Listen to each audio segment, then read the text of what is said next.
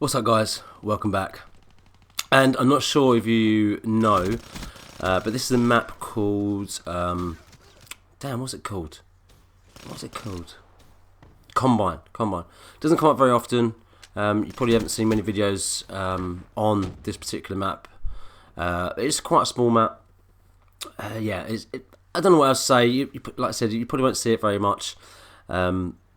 But you know, when you go on it, it's a good map. And what I'd say is that once you've played on it once, you want to continually just keep voting and voting for it, because it is just such a good map that you want to be able to keep playing it over and over again, probably at least 5-6 times in a single match. In a single time, you want to just keep playing it over and over again.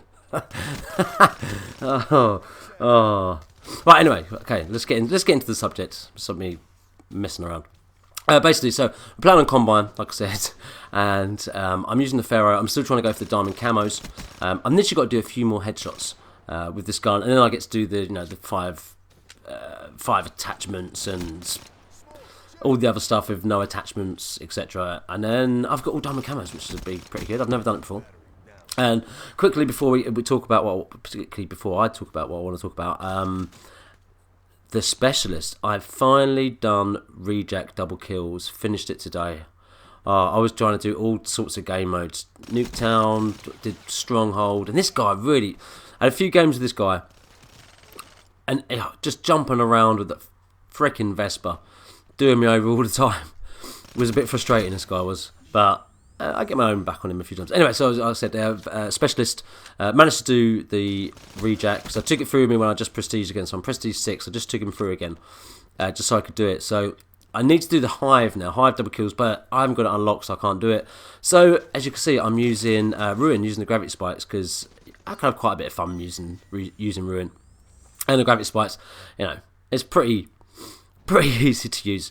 And also, sorry if I'm a bit sniffly, but I appear to have got a bit of a cold, and I think that's coming from running in the freezing cold. It's never good. Anyway, so what I want to talk about was actually a couple of things, but the title of this video is what makes you subscribe. And when I talk about is, I might have covered this in a previous video that I've done before, but as I got loads of new subscribers, I've kind of interested to find out why people subscribe to certain channels, or what makes you subscribe to a channel.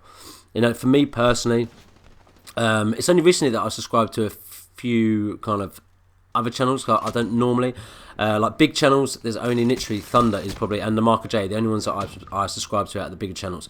None of the the Alias or T-Mart, and I can't stand T-Mart in any way. Alia, I can tolerate him, it's not too bad, but not my kind of thing. I'm not into like these videos on how to be better at the game and how to improve your accuracy and what sensitivity to play on. I mean, all of those kind of ones just don't interest me at all.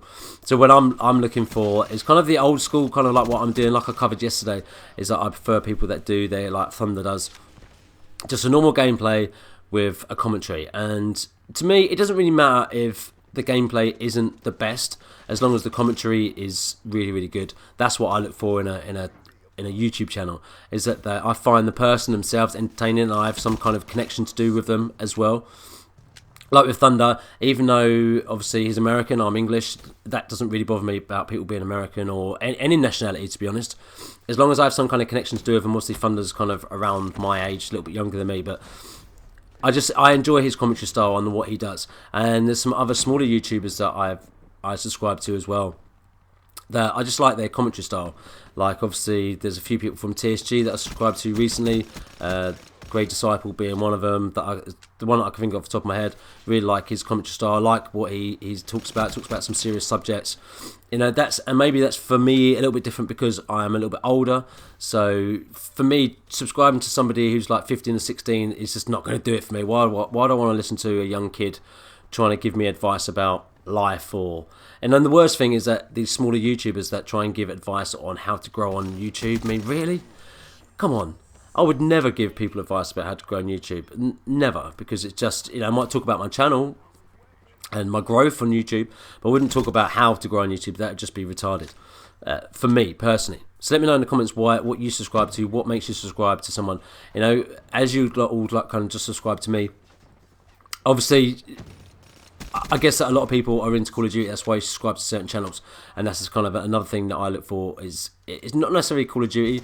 I do like gaming, like I said. So a lot of my subscriptions are to kind of, a lot of them are Call of Duty, most of them are Call of Duty, or to do with gaming in some way. Another guy that I subscribe to is Multi-Styles, like I spoke about him before. He's a really good guy, does Call of Duty, makes his own beats, kind of rap music, and that's the kind of thing that I look for. I just look for some kind of intelligent kind of commentary, a little bit of humour maybe. Humour's always good.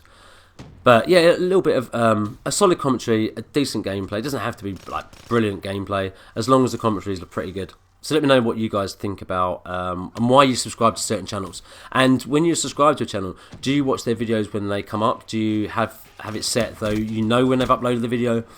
Do you watch all of the videos, or are you one of these people that's kind of subscribed to someone and then you kind of lose interest after a little while?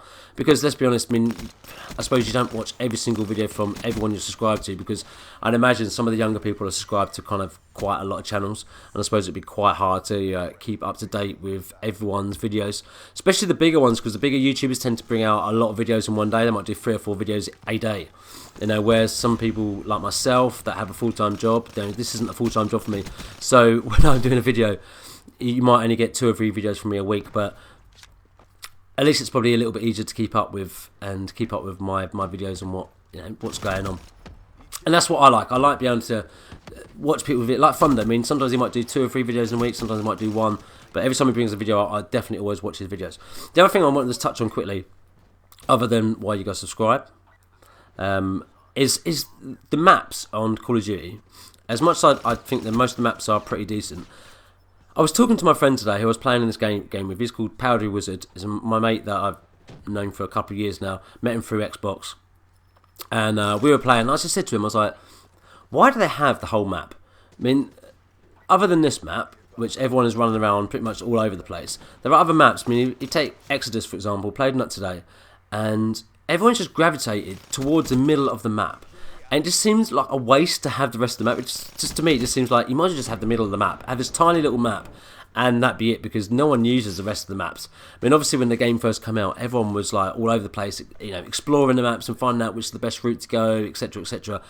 Just something I wanted to throw out there, because for me, it just seems a waste that you've got these big maps or bigger maps, and everyone just seems to gravitate towards the middle. I guess that's because most people, most of the traffic will go there.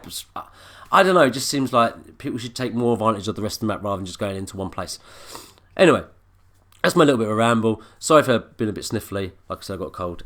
Anyway, I'll hopefully do another video in a couple of days if I can. I'll see what happens. Anyway, thanks for watching and take it easy.